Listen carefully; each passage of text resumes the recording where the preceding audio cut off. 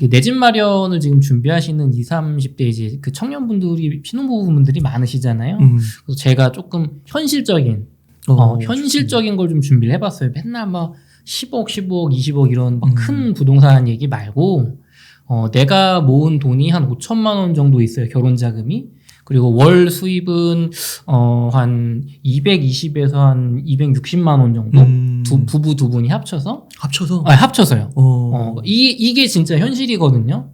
이것도 저는, 한 중간 정도, 서민분 레벨에서는 중간 정도 되는 입장이라고 봐요. 정말 힘든 분들은 사실 이렇게 돈을 모으기가 어렵고, 월급을 실수령액으로 220, 260 받는 게 그게 쉬운 게 아니거든요. 세금 떼고.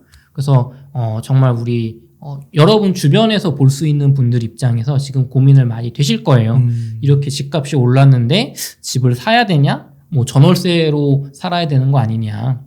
제가 오늘 이렇게 결혼 자금이 적으신 신혼부부분들이 어떻게 주거 안정을 가져가는 내 집 마련을 하면서도 7년, 8년 시점을 조금 길게 늘려봤을 때 하락기에 부동산으로 갈아타면서 돈을 버는 그런 투자까지 제대로 한번 알려드릴게요. 이게 월 실수령액이 네.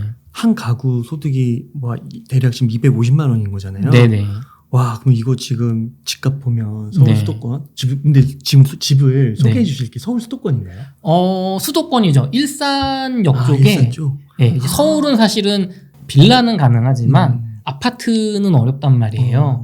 그런데 아무래도 이제 빌라보다는 아파트를 선호하는 게 있고, 그리고 지금 예시로 든 이 직장 위치가 남편분은 일산에서 어떤 화물 운송 관련 자영업을 하시는 거고, 아내분은 서울역 쪽에 직장을 다니시는 거잖아요. 그러니까 이런 분들이 많아요. 한쪽은 뭐 서울 서부권 아니면 중부권인데 이렇게 걸쳐 있는 분들, 이런 분들이 서울 쪽에 빌라를 살기에는 빌라 5천만 원으로 뭐 3억대 정도 가능할 텐데 그것도 싫고, 일산에 아파트를 사자니 일산도 아파트 되게 비싸요. 6억 7억 합니다. 행신, 화정 이런 데도 되게 비싸요. 예전 같지 않단 말이에요. 근데 이런 분들이 일산에 아파트이면서 안전하고 단지형 아파트이면서 서울 출퇴근을 대중교통으로 도어투도어로 1시간 직장까지, 서울역, 뭐 광화문, 그다음에 뭐 강남, 강남은 이제 삼성역 주변이 될 것 같고, 그다음에 판교까지, 그다음에 뭐 여의도나 마곡은 한 50분이네. 그러니까 출퇴근 시간이 아주 막 되게 좋은 건 아니죠. 근데 지금 일산에서 서울 출퇴근하시는 분들은 1시간 넘는데 그걸 버스로 하고 계시거든요. 자차 하시거나. 근데 이거를 어쨌든 지하철로 할 수 있다. 오늘같이 비 많이 오잖아요. 지금 비 올 때 막 우산 들고 막 이렇게 버스 기다리는 게 아니라 지하철을 이용해서 도어투도어로 1시간 정도로 출퇴근을 할 수 있다. 어쨌든 그러면 시작하기에 좋죠. 아파트고. 그러니까 지금 시점에서 그러니까 소득이 한 요 정도 되는데, 네. 어찌됐든 내 집 마련을 한 다음에 네. 또 앞으로 부동산 시장이 뭐 오르면 당연히 좋은 거고, 샀으니까 네. 떨어지더라도 또 기회를 모색할 수 있는 그런 방법인 거네요. 그쵸. 지금 요 방법은요, 여러분들이 되게 그게 있어요. 그 무주택자분들의 불만이 뭐냐면, 집값이 쌀 때 산 사람들이야. 그래, 너희들은 집값이 많이 올랐으니까 떨어진다고 해도 뭐 괜찮겠지. 근데 나는 지금 이렇게 비싼 집을 내가, 그것도 대출까지 써가지고 샀는데, 집값이 올라봐야 얼마나 더 오를 것이면, 그리고 어차피 팔 수도 없잖아요. 내가 살 집이니까. 그리고 떨어지면은 나는 진짜 뭐 어떡하냐, 못 견딜 것 같다. 그냥 지금 집 사면은 내가 되게 비싸게 실거주를 해결하는 것일 뿐 돈 버는 게 아니지 않냐. 그럴 거면은 차라리 전세나 월세 사는 게 낫지 않을까? 폭락했을 때 집을 사면 되니까 그런 생각을 하실 텐데, 네. 전혀 그렇지 않아요. 내 집 마련으로 지금 주거 안정을 가져가면서 지금 당장 1년, 2년, 3년으로 보면 내가 크게 뭐 부동산으로 돈 번 게 아닌 것 같지만, 이거를 5년, 7년, 8년 이렇게 길게 늘려서 하락기까지, 앞으로 다가올 하락기까지 포함해서 보면 결과적으로 여러분이 돈을 버는 거다라는 걸 제가 명확하게 알려드릴 테니까요. 기대해 주세요. 네, 한번 들어가 볼까요? 네. 그래서 지금 이제 결혼을 앞둔 신혼부부고요.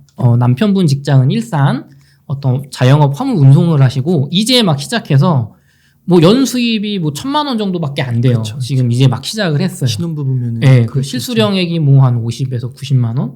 아내분은 서울역에서 직장이 있으신데 뭐 이제 격리라든가 어떤 사무 업무를 도와주시는데 연수입이 뭐 최저임금 2,300만 원. 그래서 실수령이 세후 170만 원이에요. 그래서 두 분이 같이 열심히 일하고 계시지만 월 실수령액은 이것저것 떼면 한 250만 원. 그리고 결혼자금은 지금 5천만 원이 있는데 3천만 원은 지금 한 분이 살고 계신 오피스텔 보증금이에요. 이분은 지금 일산에 오피스텔을 살고 있어요. 3천에 50만 원인가 살고 있고 이제 진짜 현금은 2천만 원 저축한 돈. 요게 이제 시작입니다. 일산 백성역에 한 20년 된 오피스텔을 지금 원룸을 살고 있는 거예요. 방은 그래도 조금 오피스텔 치고는 큰 편이죠. 전용 45니까 뭐 20평 아파트 크기 되는 거.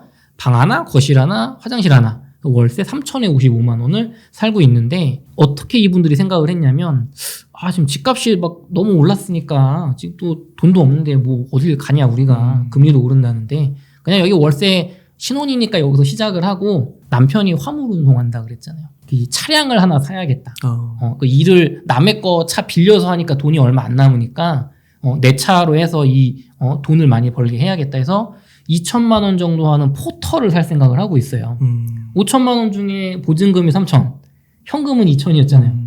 그걸로 포터를 사서 돈을 열심히 벌어서 나중에 돈을 모아서 집을 사자. 집이 좀 싸졌을 때. 네, 사자.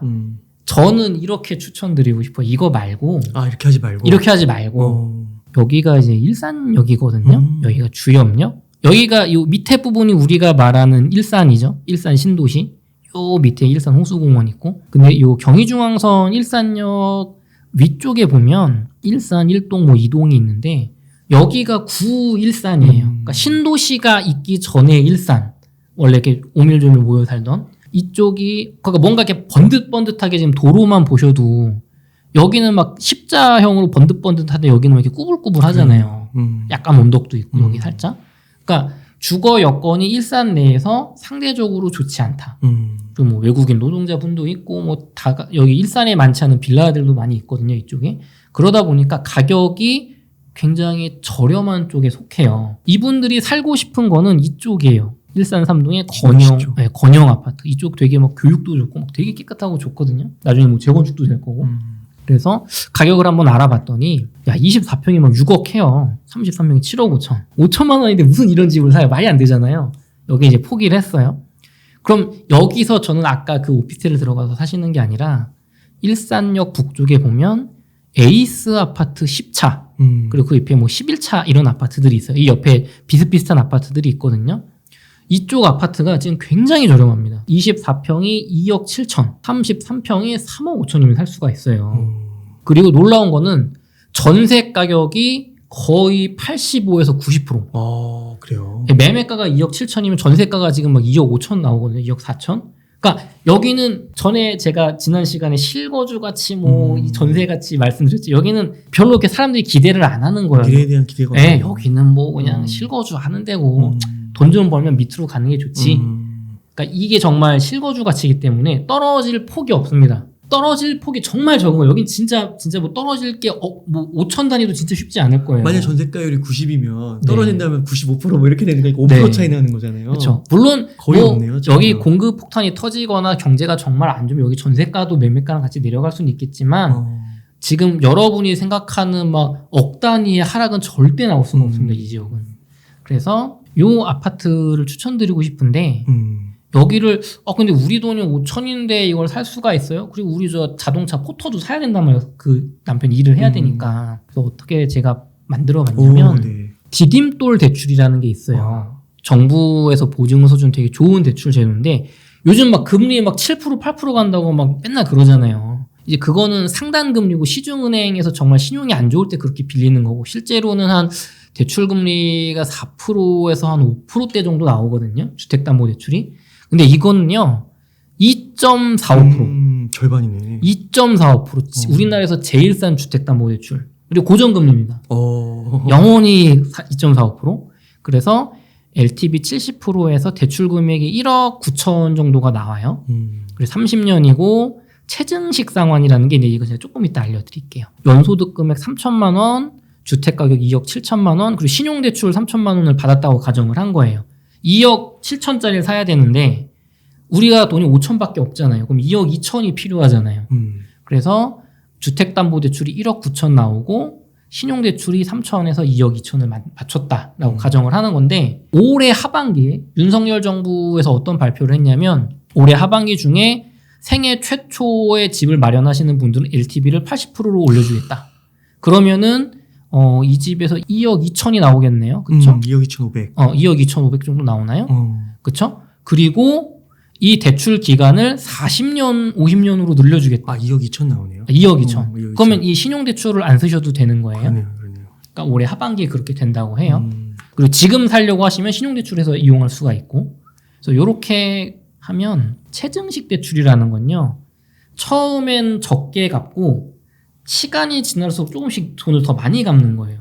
화폐 가치가 하락을 하기 때문에 지금 돈을 난 조금 주고 미래에 30년, 20년 뒤에 돈을 많이 내는 게 이득이거든요. 20년 전에 뭐 아파트 값이 엄청 쌌잖아요. 그러니까 지금 돈을 조금 내는 게 좋단 말이에요. 그래서 이렇게 하시면 첫 달은 39만 3천 원을 갚아야 돼요. 아까 월세 55였는데? 월세 55만 원이었잖아요. 그러니까 내 집이 생겼는데 돈을 더 조금 내요. 그러네. 그리고 두 번째 달은 2천 원을 더 내야 돼요. 39만 5천. 늘어난다고 했잖아요. 2천 원. 그래서 이런 식으로 1년이 지날 때마다 12개월 냈을 때마다 2만 4천 원을 더 갚아야 돼요. 1년마다 2만 4천 원. 와. 그러면은 이거 되게 많이 늘어나는 거 아니에요 하실 텐데, 여러분의 최저임금이 2만 4천 원 정도 수준 올라가게 돼 있습니다.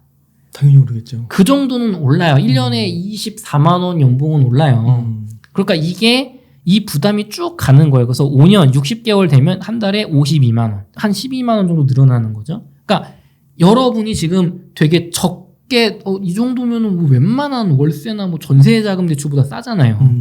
그리고 이런 디딤돌이나 그 국가담보대출은 내가 실직을 하거나 임신을 하거나 어떤 사정이 생겼을 때 최대 2년까지 또 연기 지원. 이거를 원금 이자를 납부를 지원해주는 제도까지 있어요. 그러니까 그렇구나. 위기 대비까지 되는 거예요. 국가가 최대한 여러분 도와주려고 하는 거니. 그래서 이렇게 받으시고, 내가 지금 뭐 40만 원 정도 이제 갚아야 되잖아요. 원금 이자를. 그러면 요 포털을 5년 할부로 사는 거예요. 5년 할부로.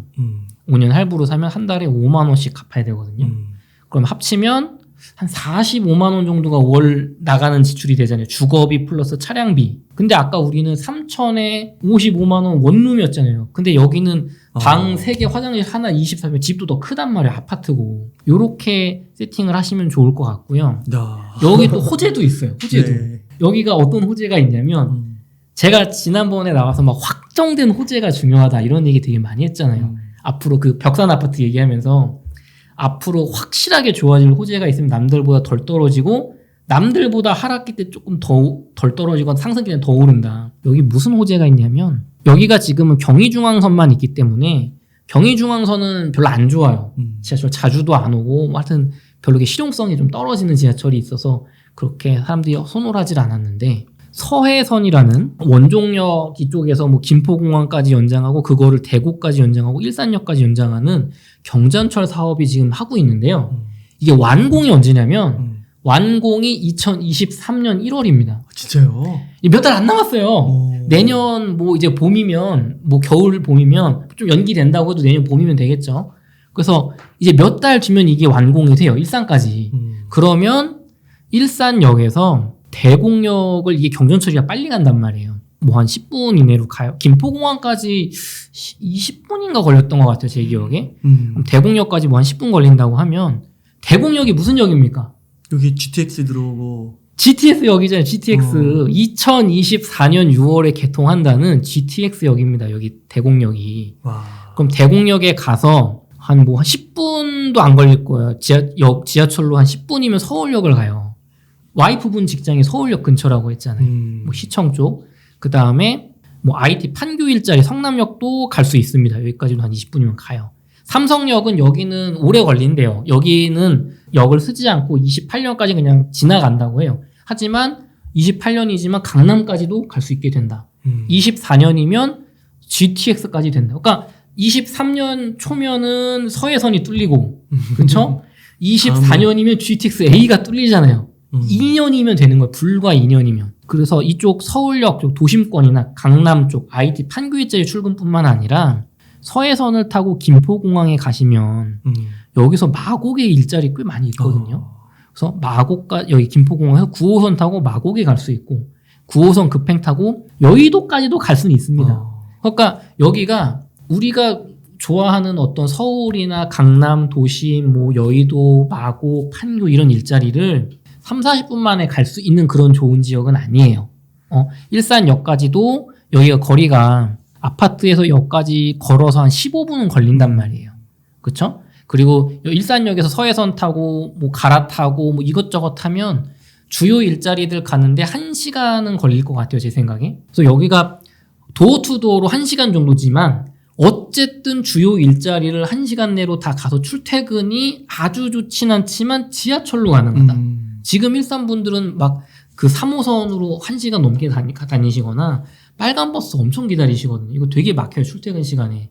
자차로 이용하셔도 자차로 강남 출퇴근하시는 분이 계셨는데 차로 안 막혀서 1시간 40분.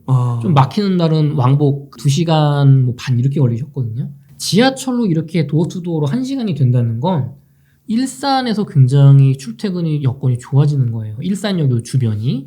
근데 지금 가격이 얼마라고요? 20평대가 2억대, 30평대가 3억대에 불과하단 말이에요. 그러니까 이 가격이 너무 매력적인 거예요. 지금 일산에 24평 전용 5구 정도 되는 빌라들, 한 10년차 빌라들 검색해 보시면 한 3억 5천에서 4억 정도 해요, 빌라가. 근데 아파트가 지금 더 싸잖아요. 그러니까 너무 지금 가격이 매력적이다.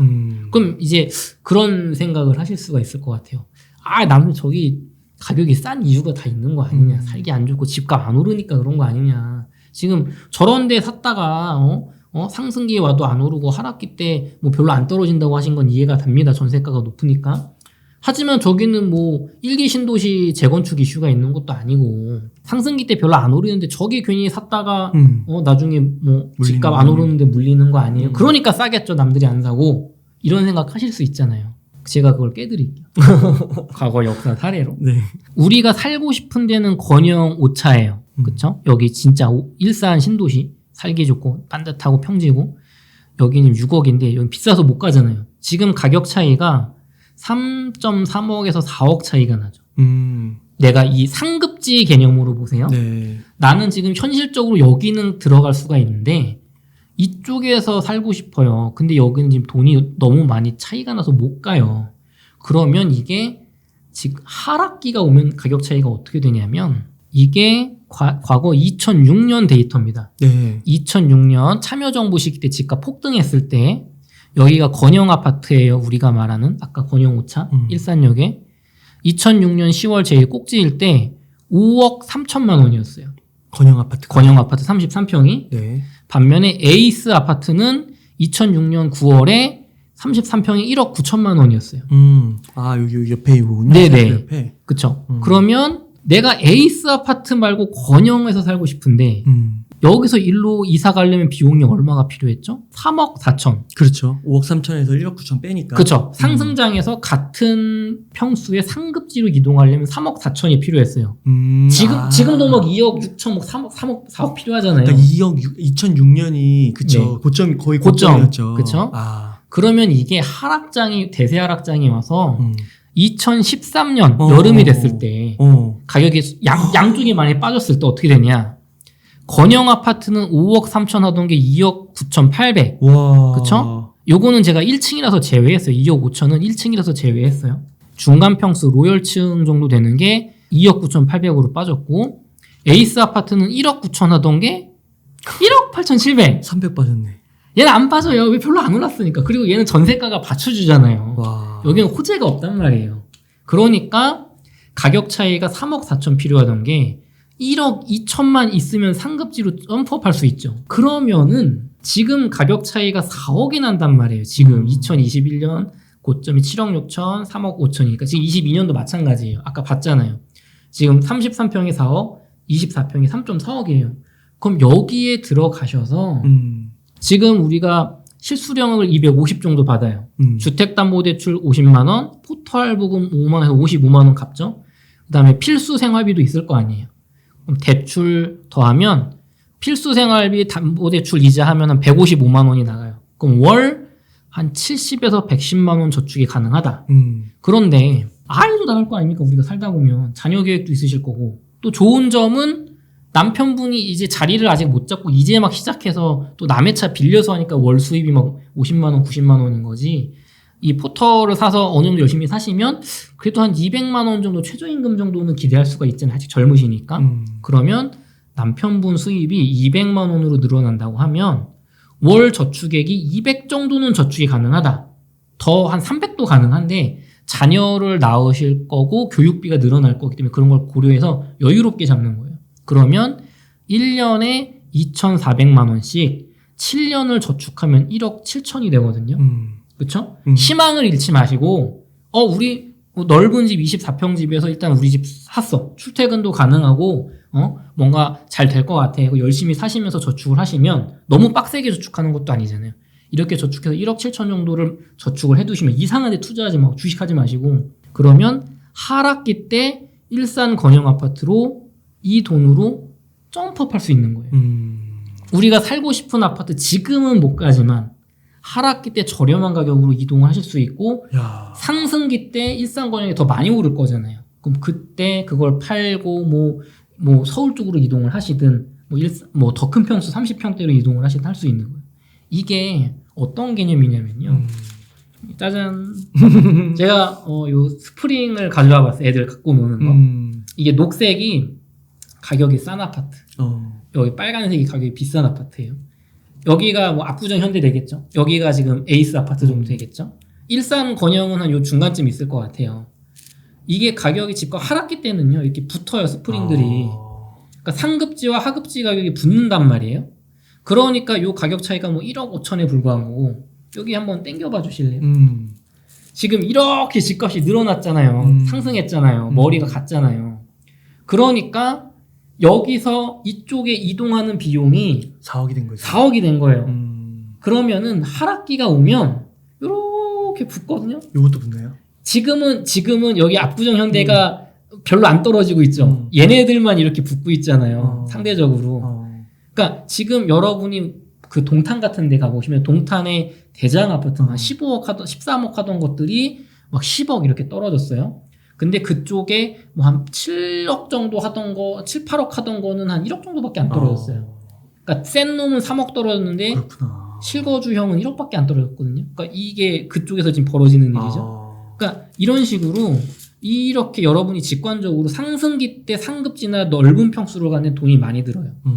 여러분이 살고 계시는 아파트에 한 평수 큰 거, 내가 24평 살면 33평, 33평 살면 40평대 2013년의 그 가격과 내 한 평수 올라가는데 필요한 가격과 지금 가격을 비교해 보세요. 2013년에 뭐 한 8천만 원이면 내가 한 평수 넓은 거 갈 수 있었으면 지금은 1억 5천에서 2억 필요하실 거예요. 상승기라 그래요. 그게 하락기가 오면 비슷해져요. 또 줄어들어요. 그게 역사적 그 비율대로. 언제나 그래요, 언제나. 야, 그렇구나. 네. 그러니까 이렇게 여러분 지금 보여드린 것처럼 내가 모아둔 자금이 적고 어떤 월급이 적다고 해서 포기하지 마시고 포기하지 마라. 구축 아파트를 사는 건 내가 손해를 보는 거다 생각하지 마시고 이 기간을 1년, 2년, 3년이 아니라 7년, 8년, 10년으로 길게 늘려서 보세요. 그러면 이렇게 단계적으로 나아갈 수 있어요. 단계적으로. 그리고 만약에 이분들이 앞으로 공부할 시간이 많잖아요. 일단 안정적인 주거를 해결해 놓고 한 5년, 6년 동안 부동산 공부 열심히 하신다. 그러면 이런 하락기 때는 3기 신도시도 만들어지고 해서 일산, 서울, 뭐 고양시 이쪽에 미분양 아파트가 생길 거란 말이에요. 그러면 굳이 일산 건영 구축이 아니라 새 아파트 미분양 나는 걸로 야. 이 모은 돈 1억 7천이 있으니까 계약금 걸고 중도금 대출 받아서 더 좋겠죠. 아파트 얼마나 좋겠어요. 그럼요. 3기 신도시 들어오면은 그 옆에 지금 삼성지구라든가 원흥지구든 상대적으로 가격 하락을 받을 거 아니에요. 그럼 그런 쪽의 아파트 또 약간 한 10년 정도 된 준신축 그쪽으로 또 싸게 가면서 서울 쪽으로 좀 더 붙을 수 있잖아요. 삼성도 지금 한 10억, 12억 이렇게 하지 않나요? 많이 비싸죠. 그렇죠. 그럼 이것도 이제 많이 오른 만큼 떨어질 수 있는. 하락기 때 일산 건영보다 좀 더 하락폭이 클 수도 있겠죠. 그러니까 어쨌든 우리 에이스 아파트보다는 많이 떨어질 거란 말이에요. 그러면 이런 식으로 내가 저축을 얼마나 더 하느냐에 따라 공부를 얼마나 하느냐에 따라 문제지 얼마든지 기회가 있어요. 그러니까 월세를 살면서 내가 이 주거비를 55만 원을 내면서 뭐 하락기 때 주워 먹어야지, 하락기 때 뭐 청약을 미분양 나는 걸 사야지, 그렇게 생각을 하시면 생각해 보세요. 지금 원룸짜리 사는데 여기서 아이가 태어나면 계속 살 수 있을까요? 현실적으로 어렵지. 분명히 옮기게 될 거예요. 그럼 또 월세나 더 줘야 되는 전세로, 거지. 그러니까 이게 악순환의 반복인 거예요. 그리고 이렇게 월세나 전세를 하시면 목돈이 들어간 게 없잖아요. 대출을 크게 받은 게 없기 때문에 씀씀이가 커져요. 필수적으로. 그런데 이렇게 대출을 크게 받아 놓으면 인식이 바뀌는 그죠. 거죠. 원리금은 내가 부담이 적지만 그래도 내가 2억 정도 갚을 돈이 있으니까 아껴서 열심히 살자. 내 집인데. 그래도 내 집인데 이게 생각이 바뀌는 거예요. 그리고 내 집을 가져봐야 이게 내 집이 있는 게 좋구나. 인식이 전환이 되거든요. 그래서 이런 식으로 네. 얼마든지 갈 수 있으니까요. 대박인데요. 네, 포기하지 마시고 여기 에이스 아파트 한번 가보세요. 가보시면 여기가 뭐 앞에 좀 정리가 안 된 빌라들도 있고 조금 일산의 아주 깨끗한 환경에 비하면 떨어지겠지만 그래도 나름 아파트 단지들 연달아 있으면서 생활 여건 괜찮거든요. 여기 한번 가보세요. 그러니까 이게 진짜 그 저자님께서 대표님께서 이게 구석구석을 안 가보시고 실제 현장에서 구르지 않으시는 분이라면은 알 수 없을 것 같아요. 그렇죠. 그러니까 통계 자료는 너무 크잖아요. 큰 것만 보면 안 보이죠. 그러니까 미시적으로는 이게 지금 실거주 아파트 어떤 투자의 아파트가 다른 거고 이 역사적으로 봤을 때 지금 실거주 아파트에 살면 하락장에서도 충분히 견딜 수 있는 거고 기회를 모색할 수 있다는 거잖아요. 그쵸. 하락장 때 오히려 좋은 아파트로 이사를 가기 때문에 상승장 때 그걸 비싸게 팔아먹을 수 있잖아요. 갈아타기는 그때 해야 되는 거네. 상승장 때 왜 갈아타요 자꾸. 지금은 갈아타지 마세요. 지금은 이 강사분들이 열심히 갈아타라고 하시는데 진짜 갈아타기 좋은 시기는 하락장이거든요. 그러면 좀 궁금한 게 보통 이제 이런 아파트들은 미래 가치가 없다고 한다고 하면 그래서 가격 변동이 거의 없잖아요. 그럼 이거는 처음에 애초에 사지 말아라고 하는 분들이 좀 있을 수도 있고 근데 이제 이렇게 실거주 개념에서 아까 오피스텔에 이렇게 월세로 사는 것보다는 훨씬 나은 것 같고요. 제가 들을 때도 하락장이 왔을 때 거래가 안 되는 거 아니야? 안 팔릴 거 아니야? 이렇게 또 얘기할 수도 있을 것 같거든요. 거래 안 됐나 볼까요? 그러네, 아까 찍혔으니까. 여기 잘 되는데요. 그러니까 이런 일산도 마찬가지고 잘 나가는 아파트도 안 팔리겠죠. 그때 다 안 판다고 하니까. 그렇죠. 그러니까 이게 거래가 물론 이게 상승장 때보다는 거래가 잘 안 되는 게 맞죠. 줄어드는 게 맞죠. 근데 내가 이 집을 꼭 팔아야 하는 이유가 없으면 돈이 쪼들린다거나 그런 상황을 만들지 않으면 팔지 않아도 되고 그리고 여기는 아까 전세가가 되게 높다 그랬잖아요. 그러면 전세를 주고 일시적으로 내가 어떤 사업적 어려움이 생겼어요. 전세가가 매매가에 거의 붙어 있잖아요. 그러면 전세를 주시고 월세로 이동하면서 그 돈으로 일시적인 어려움을 해결하시는 거예요. 그래도 되네. 그러고 다시 돈을 버시면 다시 복귀하시고. 그러니까 이렇게 실거주용 저렴한 아파트들은 여러분이 위기 상황에 대처할 수 있는 반면에 내가 영끌을 해서 지금 막 당장 더 좋다는 거 내가 지금 능력이 안 되는 이 건영 아파트 막 6억짜리를 내가 신용대출 잔뜩 끌고 막 부모님들 돈까지 끌어가지고 샀어요. 더 상급지라고 1, 2신도시 올라갈 거라고. 그때 내가 사업적 어려움이 생기면 그때 파산하는 거예요. 그때 이 하락한 가격에서 팔게 되는 겁니다.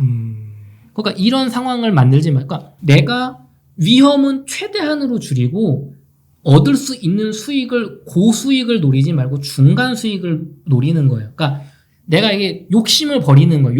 욕심쟁이가 되지 말고 그래 나는 지금 좀 늦었으니까 적당히 비싼 가격에 살게. 하지만 미래에는 내가 돈을 벌 수 있는 투자를 할게 안전하게. 요렇게 가시면 돼요. 그러니까 이때 만약에 집이 안 팔린다고 해도 전세를 주고 갈 수도 있겠네요. 집이 안 팔린다는 건 집과 하락장이니까 사람들이 집 사면 안 된다는 거잖아요. 전세는 들어오잖아요. 전세나 월세가 엄청 활발할 때죠. 전세가가 그러니까, 오를 오를 때고. 거고. 그러면 그때 전세를 주면 역전세 나는 데도 많아요. 그럴 때. 아파트 가격보다 아까 보여드린 오피스텔도요. 매매가보다 지금 전세가가 한 2천 이상 또 높아요.